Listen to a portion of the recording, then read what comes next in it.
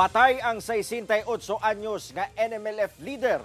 Human kini gipusil samtang nagmaneho sa iyang sakyanan sa Sibuco, Zamboanga del Norte. Riding-in-tandem suspects padayong ginapangita sa kapulisan. Dugang detalye sa report ni Efren Mamak.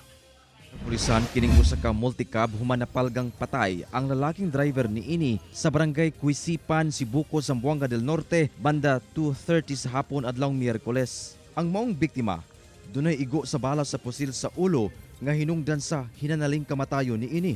Nag-edad kini og 68 anyos ug usa ka lider sa Moro National Liberation Front kon MNLF sa lugar. Matud sa kapulisan, pabiyahe padulong Zamboanga City ang maong biktima apan pag-abot sa lugar nga gikahitabuan, gipusil kini sa riding-in-tandem suspects dayon misibat. Ginasuta pa sa kapulisan ang motibo sa krimen.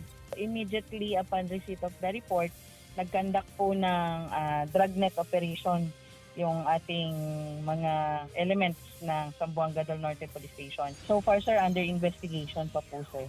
Ginasulayan pa sa GMA Regional TV1 Mindanao nga makuhaan og pahayag ang kabanay sa biktima lakip na ang kampo sa MNLF. Kauban si Gary Balantay ug Bong Vicencio, Efren Mamak, 1 Mindanao.